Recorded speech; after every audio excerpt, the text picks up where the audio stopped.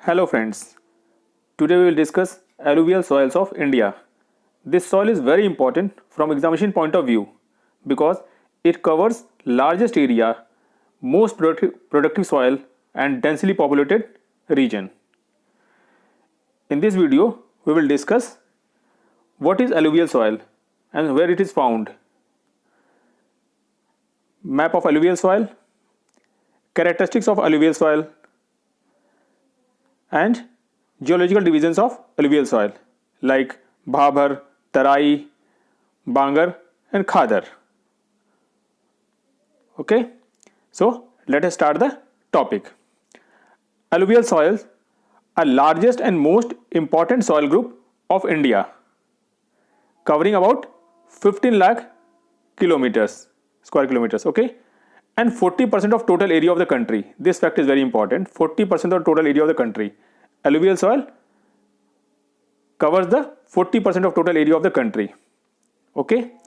Now alluvial soils are formed mainly due to silt brought and deposited by Indo-Gangetic Brahmaputra rivers.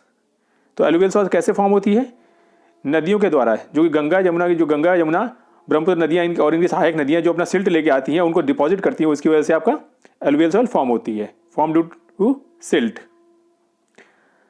Rocks of Himalayas form the parent material.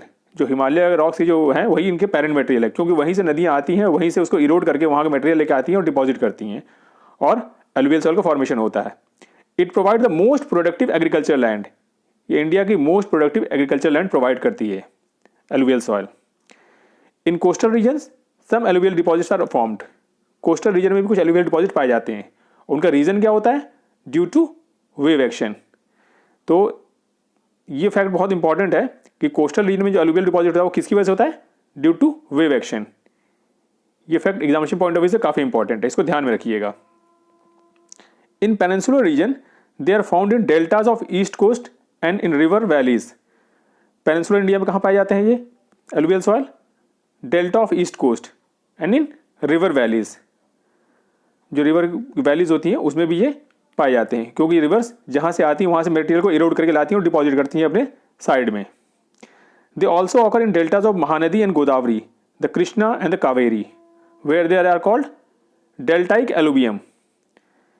जो आपकी peninsular India की जो reverse हैं वो जो delta बनाती हैं, जैसे कि कृष्णा, कावेरी, महानदी, गोदावरी, इनको हम डेल्टाइक एलुवियम कहते हैं. They are called deltaic alluvium. Through a narrow corridor in Rajasthan they extend into the plains of Gujarat and also found in Narmada and Tapi valley. Alluvium soil पाई कहाँ जाती है? ये आपका पूरे नॉर्दर्न इंडिया का जो इंडो गंगेटिक ब्रह्मपुत्र प्लेन है उसमें पाई जाती हैं. Narrow corridor of Rajasthan which extend up to plains of Gujarat and also found in Narmada and Tapi valley. See, this is the map of alluvial soil. This is the map of total major soils of India. But in this we see the alluvial soil. See, this is the area of alluvial soil. This. You see, this is the area of alluvial soil. Okay. Mainly in the northern India, where the deposits are formed due to Indo-Gangetic and Brahmaputra rivers. Okay, and they see in the coastal area here there are also alluvial deposits. देखिए coastal area में alluvial deposits हैं, यहाँ पे आप देखिए side में देख सकते हैं, mainly in the east coast. और ये किसकी वजह से होते हैं?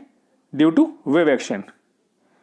जो समुद्र की जो लहरें आती हैं उनकी वजह से डिपॉजिट फॉर्म होते हैं. समुद्र की लहरें अपने साथ बालू अंदर से निकाल के लाती हैं और यहाँ डिपॉजिट कर देती हैं, उसकी वजह से यहाँ alluvial डिपॉजिट फॉर्म होते हैं. और जो डेल्टाइक रीजन में जो alluvial डिपॉजिट मिलते हैं उनको हम डेल्टाइक एलुवियम कहते हैं, जो कि आपकी महानदी, गोदावरी, कृष्णा और कावेरी नदियों के द्वारा बनाए जाते हैं. Okay.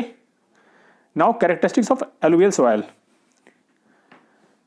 New alluvium is termed as khadar and old alluvium is termed as bhangar. Okay. तो अभी हमने देखा कि एलुवियम सॉइल कहाँ पाई जाती है? आपकी पूरी नॉर्दर्न इंडिया में, जो Indo Gangetic and Brahmaputra plain है, देन गुजरात में कुछ एरिया में और ईस्ट कोस्ट में कोस्टल एरियाज में. तो जो न्यू एलुवियम होती है उसको हम कहते हैं खादर. जैसा कि खादर वर्ड से आपको स्पष्ट हो जाता है, खादर मीन खाद से बना हुआ है, मीन्स ये काफ़ी फर्टाइल होगा। And old alluvium is called termed as bangar. Now इसके हम कैरेक्टरिस्टिक्स देखते हैं, जो इंपॉर्टेंट कैरेक्टरिस्टिक्स हैं, और ये आपकी एग्जामिनेशन पॉइंट ऑफ व्यू काफ़ी इंपॉर्टेंट है। कई बार अगर आपको मेंस में अगर इसको लिखने को आता है तो इसमें अगर आप इन पॉइंट्स को डिस्क्राइब कर देते हैं ब्रीफली तो भी आपका पूरा आंसर कंप्लीट हो जाता है। Texture, texture it very nature from sandy loam to clay. जो इसका टेक्सचर होता है वो सैंडी लोम से लेकर क्ले तक होता है, ठीक है। और एक बहुत खास बात जो इसके लिए काफ़ी इंपॉर्टेंट है इस सॉइल में, वो है sand content decreases from west to east of the country. जो सैंड कंटेंट है वो वेस्ट से ईस्ट की तरफ डिक्रीज होता जाता है। जैसे कि बताया आपको कि इसका जो सोर्स जो था आपका पेरेंट मटेरियल जो है एलुवियल सॉइल का वो है हिमालय। तो यहाँ पर सैंड जो आपका पार्टिकल साइज होगा वो काफ़ी बड़ा होगा, जो जस्ट हिमालय के जस्ट किनारे होगा।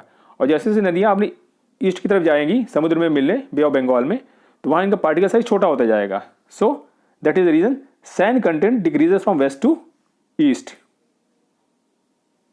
ठीक है। आपका जो वेस्ट में होगा सैंड होगा, देन आपको थोड़ा और ईस्ट में जाएंगे तो सिल्ट होगा, देन समुद्र किनारे पहुँचते पहुँचते ये क्ले हो जाता है। What is the colour?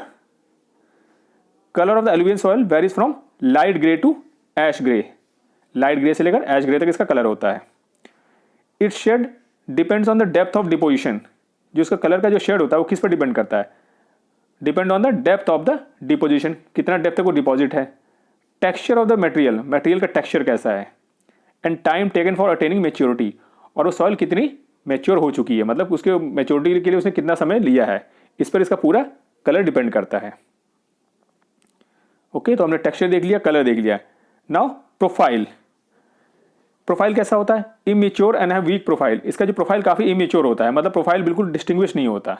जैसे डिफरेंट प्रोफाइल लेयर्स होती हैं ओ ए बी सी, तो ये पूरा मेच्योर नहीं होता, immature and weak profile due to their recent origin. क्यों ऐसा वीक प्रोफाइल होता है? Due to recent origin. Pebbles and gravels are also found in this soil. Few kankar और calcareous concretion called calcium carbonate, that is calcium carbonate. कंकड़ भी इसमें पाए जाते हैं एलुवियल सॉइल में। इनको हम ये होते क्या हैं कंकड़? एक्चुअली कैल्शियम कार्बोनेट होते हैं ये, ठीक है। ये आपका कंकड़ के बेड्स हो गए in some region along the river terraces. ज़्यादातर ये कंकड़ नदियों के जो टेरेसेस होते हैं किनारे की तरफ, वहीं पर ये पाए जाते हैं कंकड़। The soil is porous because of its loamy. ये सॉइल बहुत ही पोरस होती है, पोरोसिटी इसकी बहुत ज़्यादा होती है। क्यों होती है? क्योंकि ये लोमी है। लोम क्या होता है आपका? आपका सैंड, सिल्ट और क्ले का मिक्सचर, एकदम equal proportion of sand and clay. इसमें सैंड और क्ले का इक्वल प्रोपोर्शन होता है, उसी को हम लोम कहते हैं। और इसलिए सॉइल काफ़ी पोरस होती है। Okay, now porosity and texture provide good drainage. Porosity और आपका जो टेक्सचर है उसकी वजह से इस सॉइल में ड्रेनेज बहुत अच्छा होता है। And other condition favour for bumper agriculture. Drainage means जो आपका वाटर की आपको इसमें पेनिट्रेट करने काफ़ी जल्दी पेनिट्रेट कर जाएगा, तो good drainage. Good drainage means पानी वहाँ रुकेगा नहीं। Porosity and texture provide good drainage and other condition favourable for bumper agriculture. और यही सब कंडीशन है जो इसके लिए बम्पर एग्रीकल्चर के लिए जरूरी हैं। Constantly replenished by the recent floods. और ये हर साल जो आपकी ये सॉइल है कॉन्स्टेंटली रिप्लेनिश हो जाती है, मतलब ये रिजुविनेट हो जाती है एक तरह से, फिर से नई बन जाती है। कैसे? कि हर साल लगभग यहाँ पर बाढ़ आती रहती है इस एरिया में जहाँ एलुवियल सॉइल होती है। These soils are more loamy and clayey in lower and middle Ganga plain and in Brahmaputra valley. ये आपका मिडिल गंगा प्लेन में और ब्रह्मपुत्रा वैली में लोमी और क्लेई नेचर की होती है। ये फैक्ट बहुत आपका इंपॉर्टेंट है। ये रिच किस में होती है? पोटाश में, फॉस्फोरिक एसिड एंड अल्कलीज में ये रिच होती है। मतलब पोटाश, फॉस्फोरिक एसिड और अल्कली यहाँ बहुत ज़्यादा मात्रा में पाए जाते हैं। Lime and iron very with in the wide range. Lime और आयरन भी यहाँ पाया जाता है, मतलब कई जगहों पर, कहीं पर थोड़ा, कहीं पर ज़्यादा, लेकिन पाया जाता है। डेफिशिएंट किस में होती है? नाइट्रोजन एंड ह्यूमस में। आप देखेंगे कि नॉर्थ इंडिया में जब भी कोई खाद फर्टिलाइजर अप्लाई करता है खेत में तो नाइट्रोजनस फर्टिलाइजर अप्लाई करता है, ठीक है। यूरिया इज टोटली नाइट्रोजनस का फर्टिलाइजर। तो भैया हम खेतों में क्या डालते हैं? यूरिया डालने गए। इसका रीज़न ये है कि आपके नॉर्दर्न इंडिया में एलुवियल सॉइल है, वहाँ पर ये नाइट्रोजन डेफिशिएंट होती है वो सॉइल। Okay, now cultivation. यहाँ उगता क्या है? Intensively cultivated. And best suited to irrigation, ठीक है, and respond well to canal and tubewell irrigation. Best suited to irrigation क्यों है? जस्ट हमने ऊपर डिस्कस किया था, पोरोसिटी एंड टेक्सचर, इसकी वजह से यहाँ इसमें गुड ड्रेनेज होता है, ड्रेनेज काफ़ी अच्छा होता है इसमें, मतलब पानी रुकता नहीं है, ठीक है, इसलिए इरिगेशन के लिए बहुत अच्छा रिस्पॉन्स करती है इरिगेशन में ये। Respond well to canal and well tubewell irrigation. और यहाँ क्या क्या उगता है? Wheat, rice, maize, sugar cane, pulses, oil seed, vegetable, jute and fruits are mainly cultivated here. Means यहाँ पर मैक्सिमम चीज़ें उगती हैं, ठीक है, जैसे आपका wheat, rice, maize, sugar cane, pulses, oil seed, vegetable, jute and fruit. Jute आपका बंगाल में, बिहार में हो गया। व्हीट एंड राइस ये तो आपका पूरा आपका पंजाब, हरियाणा, उत्तर प्रदेश का जो पूरा बेल्ट है। शुगर केन आपका यूपी में फेमस ही, आपको पता ही है। Okay, now geological division of alluvial soil. ये क्वेश्चन एग्जाम में कई बार पूछा जाता है, how alluvial soils are divided on the geological basis. So first is bhabar. Okay, what is bhabar? It is belt running along the Shivalik foothill. ये सॉइल की बेल्ट है जो शिवालिक के फुटहिल पे बिल्कुल रन करती है। शिवालिक बिल्कुल मीन्स जो आपका आउटर हिमालय है वहीं पे रन करती है ये। It is porous northern most stretch of Indo Gangetic plain. ये बिल्कुल बहुत ही पोरस होता है और ये इंडो गंगेटिक प्लेन का बिल्कुल नॉर्दर्न एक्सटेंट है, ये जस्ट हिमालय के किनारे। River load deposited bye Himalaya reverse along the foothills in the form of alluvial fans. जो रिवर्स जो होती हैं आपकी, जो हिमालय से उतरती हैं, वो सीधे पहले इसी एरिया में उतरती है, भाबर वाले एरिया में, यहीं पर ये ज़मीन पे आती हैं बिल्कुल। इसलिए क्या करेंगे, जितने बड़े बड़े आपको बोल्डर्स वगैरह लेके आती हैं, या आपका सॉइल के जो बिगर पार्टिकल साइज वाले सॉइल हैं या बोल्डर पेबल्स हो गए, वो इसके वहीं पर डिपॉजिट करती हैं एलुवियल फैंस के रूप में, ठीक है। एलुवियल फैंस क्या होते हैं इसको हम फिजिकल ज्योग्राफी में डिस्कस करेंगे, ठीक है। तो एलुवियल फैंस वहीं फॉर्म करती हैं और these alluvial fans of an pebble soil have merged together to build a bhabar belt. और यही एलुवियल फैंस आपस में मिलने के बाद, ठीक है, भाबर बेल्ट बनाते हैं। The porosity of Bhabar is most unique feature. जो इसकी पोरोसिटी होती है वो सबसे इसका यूनिक फीचर है भाबर बेल्ट का। The porosity is due to deposition of huge number of pebbles and rock debris across the alluvial fans. अब ये पोरोसिटी ज़्यादा क्यों होती है भाई? पेबल्स डिपॉजिट होंगे वहाँ पे। ये पेबल्स मतलब क्या? बड़े बड़े पत्थर के साइज। जब बड़े बड़े पत्थर साइज होंगे तो उनके बीच में पोर स्पेस ज़्यादा होगी, इसलिए उसकी पोरोसिटी बहुत ज़्यादा होती है। और यही इस सॉइल, भाबर सॉइल का यूनिक फीचर है। The streams disappear once they reach the bhabar region. और जो छोटी छोटी नदियाँ होती हैं वो जब इसी भाबर रीजन पहुँचती हैं तो डिसअपियर हो जाती हैं। क्यों डिसअपियर होती हैं? क्योंकि पोरस बहुत ज़्यादा होता है, तो नदियाँ उनके नीचे से फ्लो होना शुरू हो जाती हैं। सीधे पानी उनके नीचे एब्जॉर्ब चला जाता है, ड्रेन हो गए, और वो नीचे से बहती हैं। Stream disappear once they reach the bhabar region because of their porosity.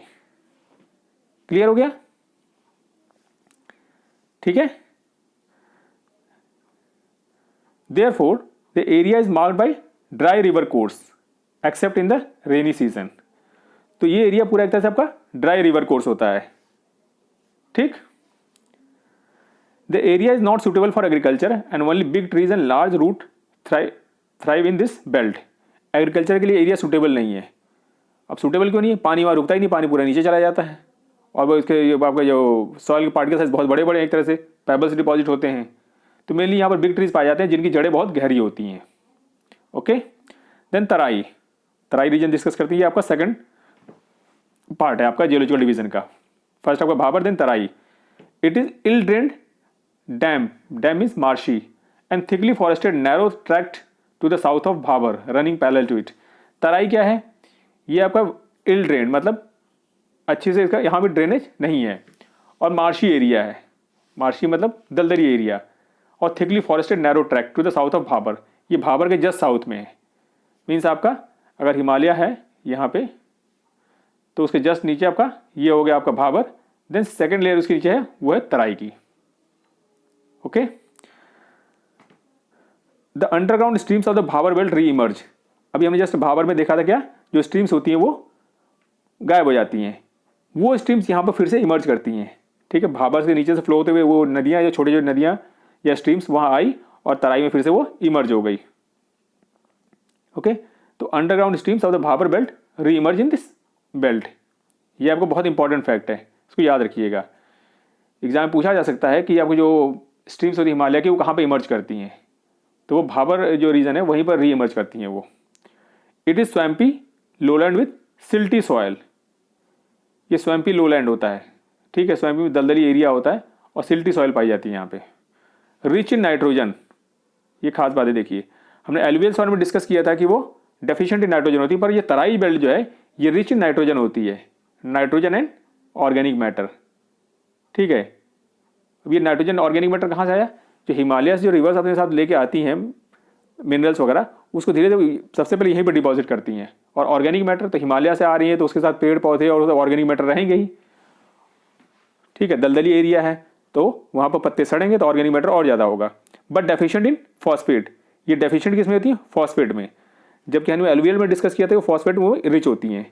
पर तराई एरिया जो होता है यहाँ जस्ट उल्टा होता है, नाइट्रोजन रिच होती हैं और डेफिशिएंट इन फॉस्फेट होती हैं। कल्टिवेशन क्या होता है यहाँ पे, suitable for crop like wheat, wheat यहाँ गेहूँ उगता है। राइस तो बहुत फेमस है यहाँ का, बासमती राइस खासकर आपको उत्तराखंड का बहुत फेमस है। शुगर केन बहुत होता है यहाँ पे, and jute. This thickly forested and tall grasses region provide shelter to variety of wild life. अब यह थिकली फॉरेस्टेड है, लंबी लंबी ऊंची घासें हैं यहाँ पे, तो यह वाइल्ड लाइफ भी बहुत पाए जाते हैं, ठीक है। तो आप यहाँ पर कौन सी वाइल्ड लाइफ सेंचुरी है आप जरा इसको सर्च करिएगा। Then Bangar, Bangar is the older alluvium, okay. Bangar क्या होता है, older alluvium along the river beds forming terraces higher than flood plains। Bangar actually क्या होती है, जो पुरानी एलुवियम होती है उसको हम बांगर कहते हैं, और ये रिवर बेड्स के अलॉन्ग पाई जाती है, ठीक है, higher than the flood plain. और कहाँ होती है, फ्लड प्लेन से ऊंचे पे होती है। फ्लड प्लेन मतलब जहाँ अक्सर बाढ़ का पानी पहुँच जाता है, उस एरिया के बाद जो जमीन होती है, मिट्टी होती है, उसको हम बांगर कहते हैं। About 30 metre above the flood level, जो नॉर्मल फ्लड लेवल होता है उससे अगर 30 मीटर अबव रहती है तो उसको हम बांगर कहते हैं।